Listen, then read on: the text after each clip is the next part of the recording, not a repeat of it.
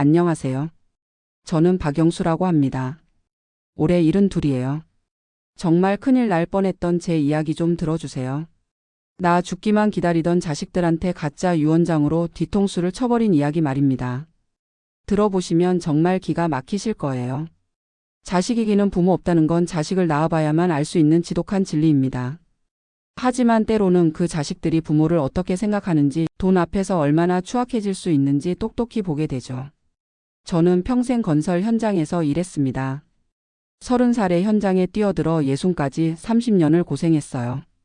새벽 5시에 일어나 밤 9시까지 현장을 뛰어다녔죠.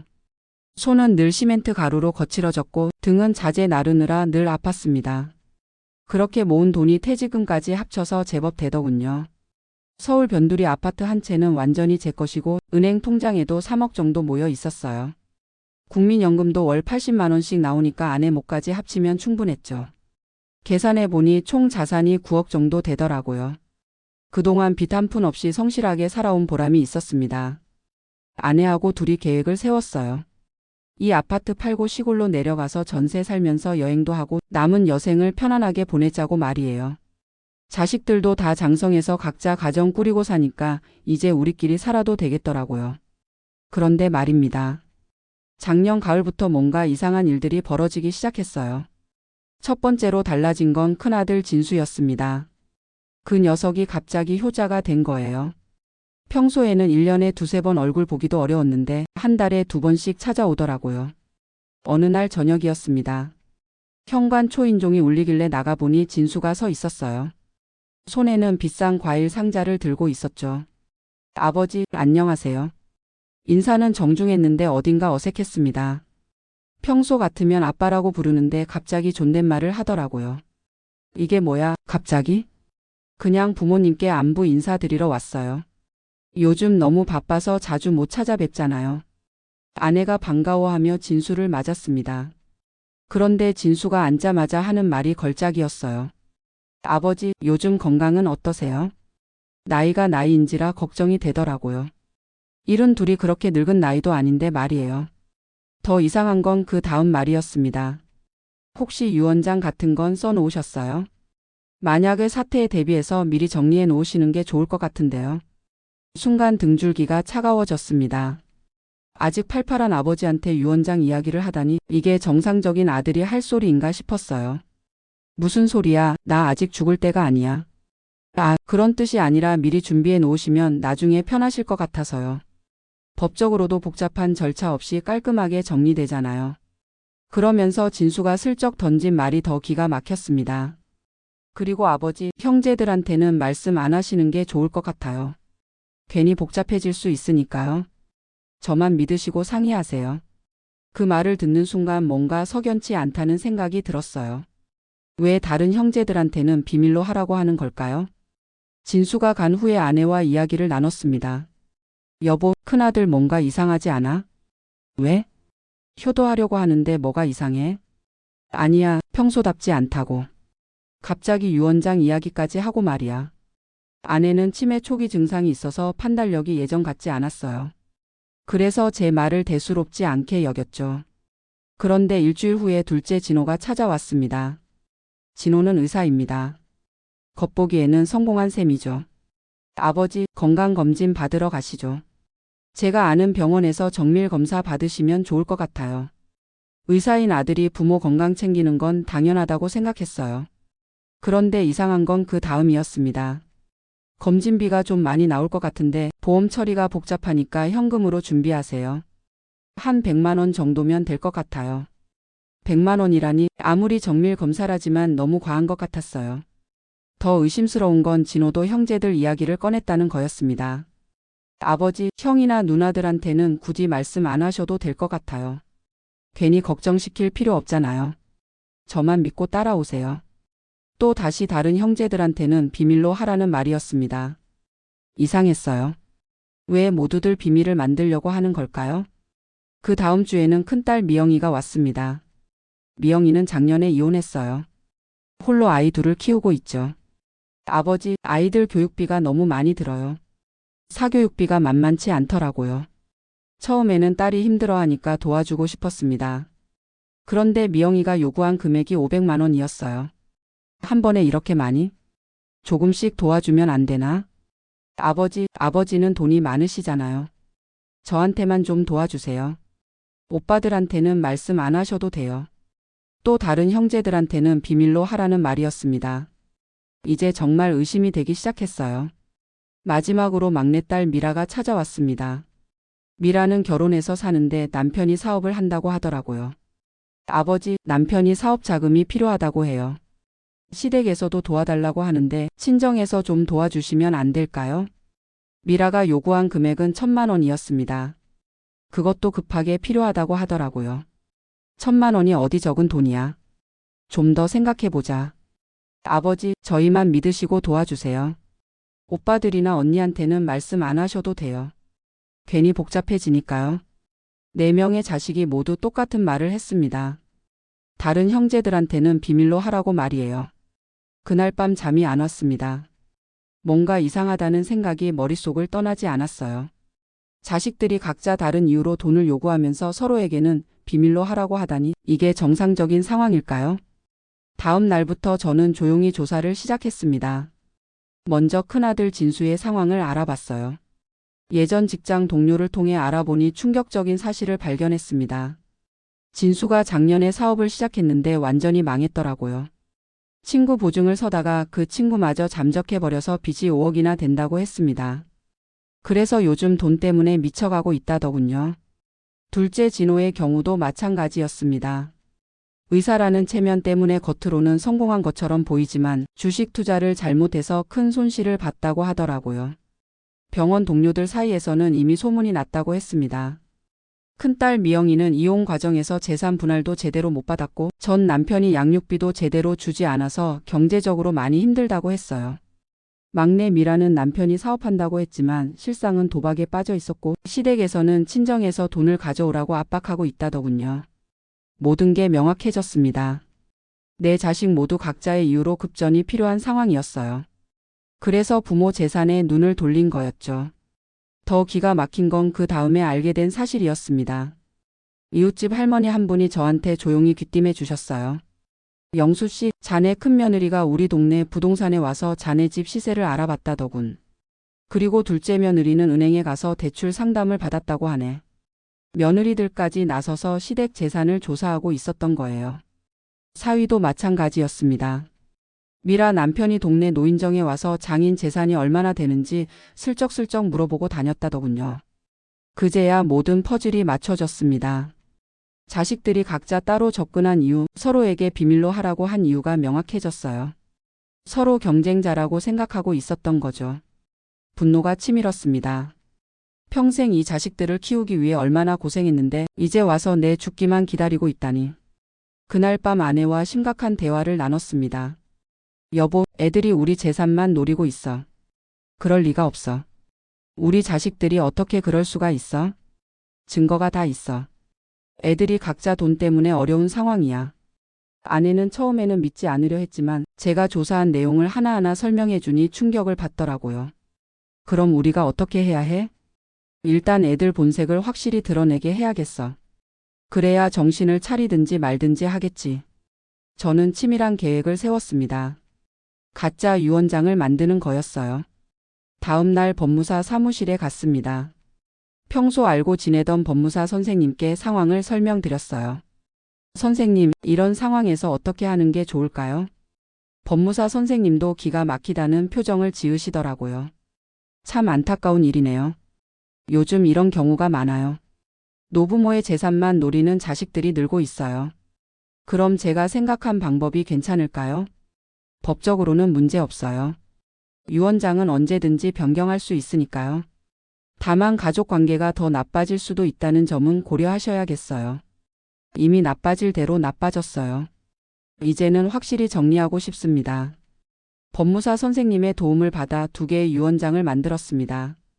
하나는 진짜, 하나는 가짜였어요. 가짜 유언장의 내용은 이랬습니다. 본인의 전 재산을 사회복지법인에 기부한다. 자식들에게는 한 푼도 주지 않는다. 진짜 유언장의 내용은 달랐습니다. 평소 부모에게 효도하고 진심으로 대해준 자식에게만 재산을 상속한다. 돈만 노리고 접근한 자식들에게는 법정 상속분의 절반만 준다. 이제 자식들의 반응을 확인해 볼 차례였습니다. 먼저 큰아들 진수를 불렀어요. 진수야, 너한테 보여줄 게 있어. 네, 아버지. 가짜 유언장을 보여주면서 말했습니다. 유언장을 써놨어. 내가 그러더구나. 미리 준비해 놓으라고. 진수가 유언장을 읽더니 얼굴이 하얗게 변했어요. 아버지, 이게 무슨 소리예요? 전 재산을 기부한다고요? 왜? 내 돈 내가 어디에 쓰든 상관없잖아. 아버지, 자식들도 있는데 어떻게 이러실 수 있어요? 저희가 뭘 잘못했다고 이런 유언장을 써놓으세요? 진수의 목소리가 떨리고 있었습니다. 그제야 본색이 드러나는 거였어요. 잘못한 게 있나? 평소에 안부 인사나 제대로 했나? 1년에 몇 번이나 얼굴 봤는데? 그렇지만 이건 너무하잖아요. 저희도 살아야죠. 진수가 진짜 속마음을 드러내기 시작했습니다. 부모에 대한 걱정이나 사랑은 온데간데없고 오직 돈 이야기만 하더라고요. 아버지, 다시 생각해 보세요. 이 유언장은 너무 잔인해요. 잔인한 건 누구야? 평소에는 관심도 없다가 갑자기 효자 행세하면서 유언장 이야기부터 하는 게 잔인한 거 아니야? 진수가 할 말을 잃었습니다. 그리고 마지막에 했던 말이 정말 가관이었어요. 그럼 형제들한테는 이 이야기 하지 마세요. 제가 따로 아버지를 설득해 볼게요. 역시 다른 형제들과는 경쟁 관계라고 생각하고 있었던 거예요. 둘째 진호에게도 똑같이 했습니다.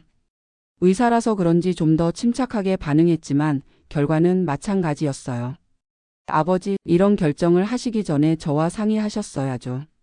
의학적으로 봤을 때 이런 극단적인 결정은 치매 초기 증상일 수도 있어요. 진호는 아예 제가 정신이 이상하다고 몰아가더라고요. 의사 지식을 이용해서 말이에요. 그럼 내가 치매 검사를 해줄 테니까 병원에 가자고 했었구나. 정말 부모 건강이 걱정돼서가 아니라. 아니에요. 정말 걱정돼서 그런 거예요. 그럼 검진비 100만 원 현금으로 달라는 건 뭐였어? 보험 처리 복잡하다면서. 진호도 할 말을 잃었습니다. 자기 거짓말이 들통난 거였어요.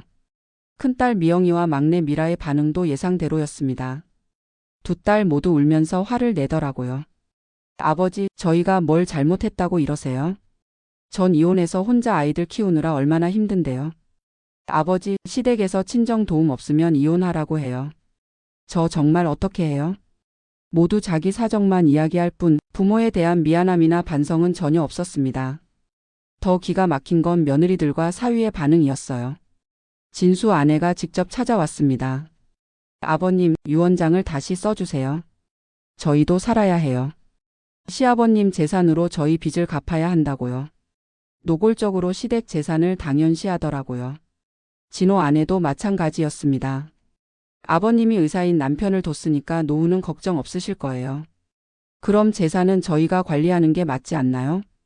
미라 남편은 더 가관이었습니다. 술 취해서 찾아와서는 고함을 지르더라고요. 장인어른, 딸 결혼시킬 때 예단도 제대로 안 해주시면서 이제 와서 재산 기부는 무슨 소리예요? 사위도 아들 같다고 하시면서요. 이 모든 상황을 보면서 확신이 들었습니다. 이들은 정말로 제가 죽기만 기다리고 있었던 거예요. 그런데 더 충격적인 사실을 알게 됐습니다. 우연히 큰아들 진수의 전화통화를 엿들었는데 형제들끼리 비밀리에 만나서 저에 대해 의논하고 있었더라고요. 아버지가 요즘 이상해. 치매가 온 것 같아. 그럼 성년 후견인 신청을 해볼까? 재산 관리를 우리가 대신 해야겠어. 성년 후견인 신청이라니 저를 무능력자로 만들어서 재산을 빼앗으려는 계획까지 세우고 있었던 거예요. 더 이상 참을 수 없었습니다. 이제는 확실하게 응징해야 할 때가 왔다고 생각했어요. 그래서 모든 자식들을 한자리에 모았습니다. 가족 모임이라는 명목으로 말이에요. 애들아, 아빠가 중요한 이야기가 있어서 너희들을 불렀어. 내 자식과 그들의 배우자들이 모두 모였습니다. 모두들 긴장한 표정이었어요. 유언장을 다시 써봤어. 이 말에 모든 사람의 눈이 번뜩였습니다. 드디어 원하던 소식을 들을 수 있다고 생각한 거죠. 새로운 가짜 유언장을 꺼내 보였습니다. 이번에는 내용을 조금 다르게 했어요. 본인의 전 재산을 가장 효도를 잘한 자식 한 명에게만 물려준다. 나머지 자식들에게는 아무것도 주지 않는다. 이 유언장을 보는 순간 분위기가 완전히 바뀌었습니다. 자식들이 서로를 의심하는 눈빛으로 쳐다보기 시작했어요. 큰아들 진수가 먼저 입을 열었습니다. 아버지, 저는 그동안 가장 많이 찾아뵀잖아요. 당연히 저한테 주시는 거죠? 둘째 진호가 즉시 반박했습니다. 뭔 소리야? 나는 의사니까 아버지 건강 관리를 해드렸는데.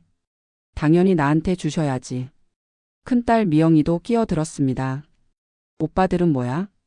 딸이 아들보다 더 효도하는 거 모르세요? 저는 이혼하고 나서도 계속 아버지를 챙겼다고요. 막내 미라도 질세라 소리쳤습니다. 언니는 돈 달라고만 했잖아. 저는 진짜 걱정돼서 자주 안부 물어봤는데요.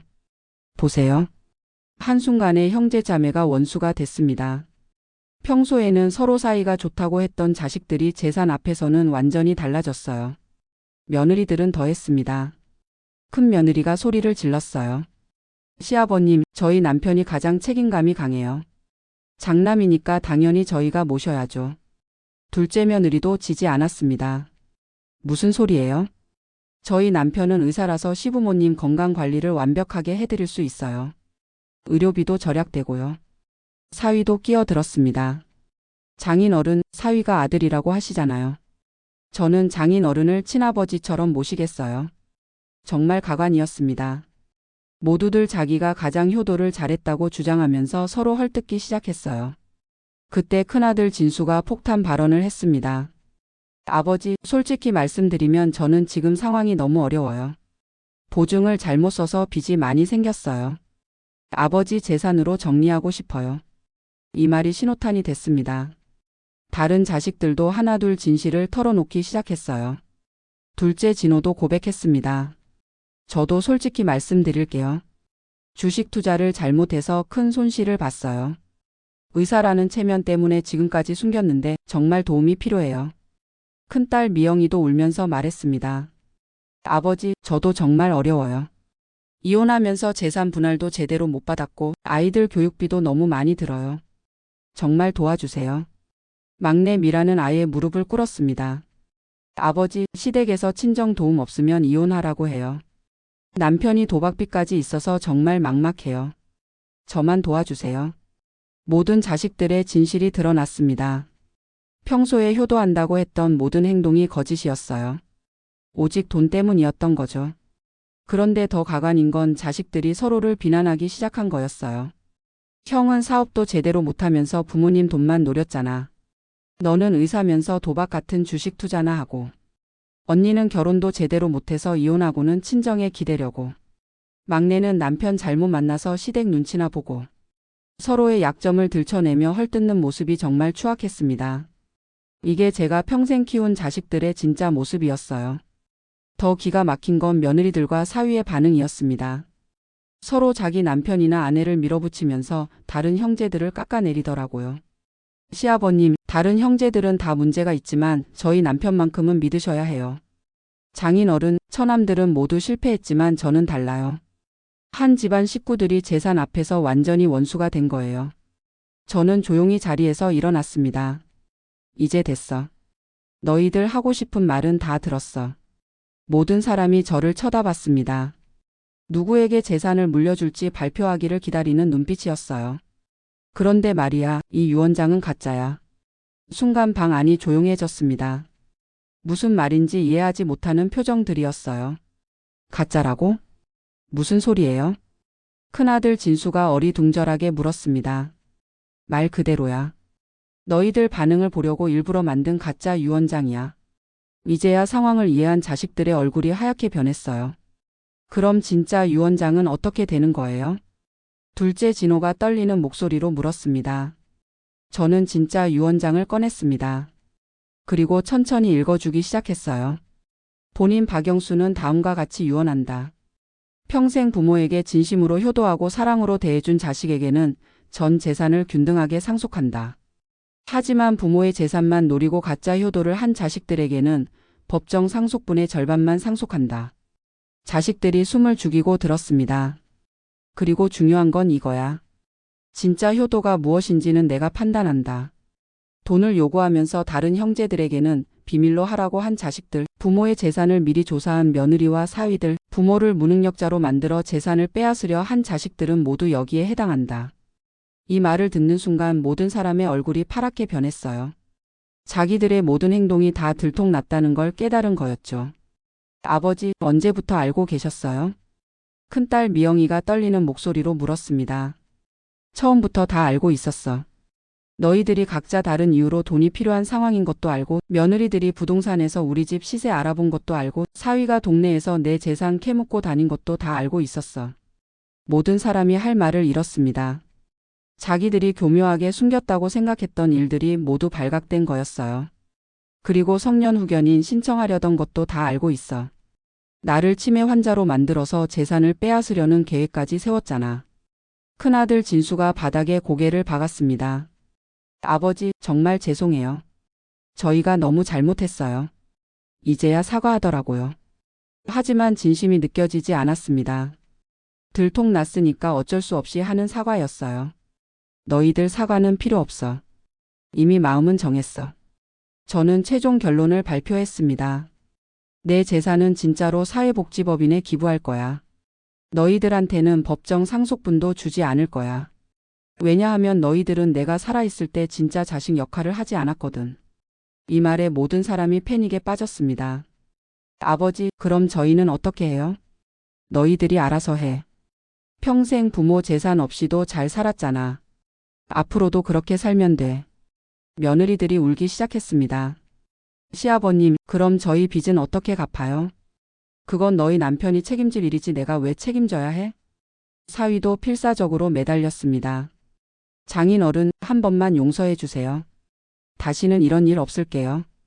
이미 늦었어. 신뢰라는 건 한 번 깨지면 다시 회복하기 어려운 법이야. 그날 이후로 자식들의 태도가 완전히 바뀌었습니다. 갑자기 또 효자, 효녀가 됐어요. 하지만 이번에는 진심이 아니라 재산을 되찾으려는 계산이 뻔히 보였습니다. 매일 찾아와서 안부를 묻고 맛있는 음식을 해다 주고 병원에 모시고 가겠다고 하더라고요. 하지만 저는 더 이상 속지 않았어요. 한번 본색을 드러낸 사람들이었거든요. 이제 와서 효도하는 척해봤자 소용없어. 이미 마음은 정했으니까. 자식들이 더 절망적이 된 건 제가 정말로 사회복지법인과 연락을 시작했다는 사실을 알고 나서였어요. 어느 날 큰아들 진수가 무릎을 꿇고 빌더라고요. 아버지, 정말 죄송해요. 제가 너무 잘못 생각했어요. 한 번만 기회를 주세요. 진수야, 내가 정말 뉘우치고 있다고 생각해? 네, 진심으로 뉘우치고 있어요.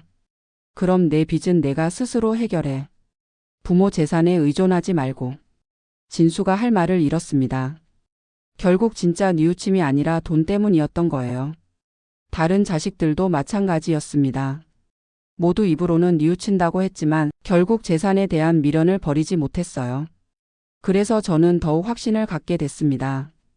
이 자식들에게는 정말로 한 푼도 물려줘서는 안 된다고요. 몇 달 후 저는 정말로 재산 기부 절차를 시작했습니다. 사회복지법인 관계자들과 만나서 구체적인 계획을 세웠어요. 아파트는 노숙자 쉼터 건립에 사용하고 현금은 소외계층 아이들 교육비 지원에 쓰기로 했습니다. 자식들이 이 소식을 듣고 마지막으로 찾아왔습니다. 이번에는 정말 절박한 표정이었어요. 아버지, 정말 마지막으로 부탁드려요. 저희도 아버지 자식인데 이렇게 하시면 너무해요. 너희가 내 자식 맞나? 자식이면 부모가 살아있을 때 잘해야지 죽고 나서 재산만 노려서야 되겠어? 앞으로는 정말 잘할게요. 진심으로 효도할게요. 이미 늦었어. 너희들 진심은 이미 확인했어. 결국 자식들은 포기하고 돌아갔습니다. 그리고 얼마 후에는 아예 연락도 끊어버렸어요. 재산을 못 받는다는 걸 확실히 알고 나니까 부모에 대한 관심도 완전히 사라진 거였죠. 하지만 저는 후회하지 않았습니다. 오히려 홀가분했어요. 가짜 자식들과 인연을 끊고 나니 마음이 편해졌거든요. 아내도 처음에는 자식들이 불쌍하다고 했지만 시간이 지나면서 제 결정을 이해하게 됐어요. 여보, 당신 결정이 맞았어. 저런 자식들한테 재산을 맡겼다면 우리 죽고 나서 서로 싸우고 망할 뻔했어. 지금은 정말 평화롭게 살고 있습니다. 자식들 눈치 보지 않고 아내와 둘이서 하고 싶은 일들을 하며 지내고 있어요. 사회복지법인에서도 정말 고마워하더라고요. 제 재산으로 많은 어려운 사람들을 도울 수 있다고 했습니다. 그 말을 들으니 마음이 뿌듯했어요. 자식들보다 더 의미 있는 곳에 제 재산이 쓰이게 된 거잖아요. 몇 달 전에는 진짜 유언장도 다시 작성했습니다. 이번에는 확실하게요. 전 재산을 사회복지법인에 기부한다. 자식들에게는 일절 상속하지 않는다고 명시했어요. 그리고 그 유언장을 공증까지 받았습니다. 이제는 자식들이 어떤 수를 써도 재산을 가져갈 수 없어요. 가끔은 옛날 일을 생각해 봅니다. 자식들을 키우느라 얼마나 고생했는지, 얼마나 많은 것을 희생했는지 말이에요. 하지만 이제는 그런 일들이 헛되지 않았다고 생각합니다. 왜냐하면 그 경험을 통해서 진짜 가족이 무엇인지, 진짜 효도가 무엇인지 깨달을 수 있었거든요. 혈육이라고 해서 무조건 가족은 아니에요. 진심으로 사랑하고 아껴주는 사람이 진짜 가족이죠. 제 자식들은 저를 ATM 기계 정도로 생각했던 것 같아요. 필요할 때만 찾아와서 돈을 뽑아가는 기계 말이에요. 하지만 저는 그런 역할을 하고 싶지 않았습니다. 마지막까지 자존심을 지키고 싶었어요. 지금 생각해보면 가짜 유언장 작전은 정말 잘한 일이었어요. 그 덕분에 자식들의 진짜 속마음을 확실히 알 수 있었거든요. 만약 그냥 넘어갔다면 자식들이 계속 위선적으로 굴었을 거예요. 그리고 제가 죽고 나서는 재산을 두고 서로 싸웠을 거고요. 차라리 살아있을 때 정리하는 게 나았습니다. 자식들도 이제 부모 재산에 의존하지 않고 스스로 살아가야 한다는 걸 깨달았을 거예요. 물론 쉽지는 않겠지만 그것도 인생 공부라고 생각합니다. 부모가 평생 모든 걸 해결해 줄 수는 없는 법이니까요. 요즘은 동네 경로당에서 비슷한 경험을 한 어르신들을 많이 만납니다. 다들 자식들 때문에 속상한 일이 한두 가지가 아니더라고요. 영수 씨 참 잘했어. 우리도 그렇게 할 걸 그랬어. 이런 말씀들을 해주시면 제 결정이 틀리지 않았다는 확신이 듭니다. 자식들이 연락을 끊은 지 벌써 1년이 넘었어요. 처음에는 서운했지만 이제는 그러려니 합니다. 애초에 진짜 자식이 아니었던 거니까요. 대신 동네에서 만난 새로운 인연들이 더 소중해졌습니다. 같은 아파트에 사는 독거 할머니를 챙기기도 하고 경로당에서 만난 친구들과 여행도 다니고 있어요. 혈연으로 맺어진 관계보다 마음으로 맺어진 관계가 더 따뜻하다는 걸 깨달았습니다. 이제 저는 남은 인생을 진짜 의미 있게 살고 싶어요. 자식들 눈치 보지 않고 하고 싶은 일들을 하면서 말이에요. 아내와 함께 전국을 돌아다니며 여행하는 것도 좋고 봉사활동을 하는 것도 좋겠어요. 제가 기부한 재산이 어떻게 쓰이는지 직접 확인해 보는 것도 의미 있을 것 같고요. 무엇보다 제 이야기가 비슷한 상황에 있는 다른 부모님들에게 도움이 됐으면 좋겠습니다. 자식들의 가짜 효도에 속지 말고 진짜와 가짜를 구분할 수 있는 지혜를 가지셨으면 해요. 부모의 재산은 부모가 결정하는 겁니다. 자식들이 당연하게 생각해서는 안 되는 거예요. 효도는 살아있을 때 하는 거지 죽고 나서 재산 받으려고 하는 게 효도가 아니거든요. 저는 이번 일을 통해서 정말 많은 걸 배웠습니다. 가장 큰 교훈은 사람을 제대로 보는 눈을 가져야 한다는 거예요. 아무리 가까운 사이라도 돈 앞에서는 변할 수 있다는 것도 깨달았고요. 하지만 그래도 세상에는 좋은 사람들이 더 많다는 것도 알게 됐어요. 사회복지법인 관계자들이나 동네 이웃들을 보면서 느끼는 거지만 진심으로 남을 위해 살아가는 사람들이 정말 많더라고요. 그런 분들을 보면서 저도 더 좋은 사람이 되고 싶다는 생각을 합니다. 남은 인생을 더 의미 있게 더 가치 있게 살아가고 싶어요. 자식들에게 물려줄 재산은 없지만 대신 어려운 사람들을 도울 수 있는 기회를 만들었다는 게 더 뿌듯합니다. 제가 평생 모은 재산이 정말 필요한 곳에 쓰이게 된 거니까요. 혹시 이 이야기를 듣고 계신 분들 중에서 비슷한 상황에 있으신 분이 계시다면 용기를 내셨으면 좋겠어요. 부모라고 해서 무조건 참고 넘어가야 하는 건 아니거든요. 때로는 단호한 결정이 필요할 때가 있습니다. 그래야 자식들도 정신을 차리고 진짜 부모의 소중함을 깨달을 수 있어요.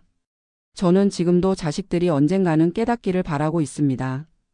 부모의 사랑이 얼마나 소중한 것인지, 재산보다 더 가치 있는 것이 무엇인지 말이에요.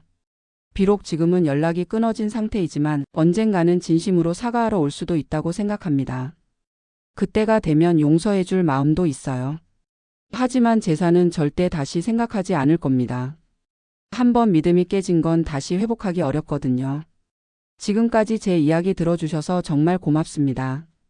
이런 아픈 이야기를 털어놓게 되어 마음이 한결 가벼워진 것 같아요. 혹시 비슷한 경험을 하신 분들이 계시다면 너무 혼자서 고민하지 마세요. 세상에는 정말 좋은 사람들이 많으니까 새로운 인연을 만들어 가시면 됩니다. 가족이라는 게 꼭 혈연만은 아니라는 걸 저도 이제 깨달았거든요.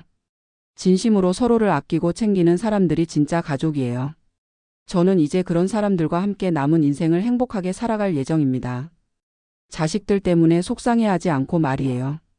정말 긴 이야기였는데 끝까지 들어주셔서 고맙습니다. 여러분도 모두 건강하시고 행복한 노후 되시길 바랍니다.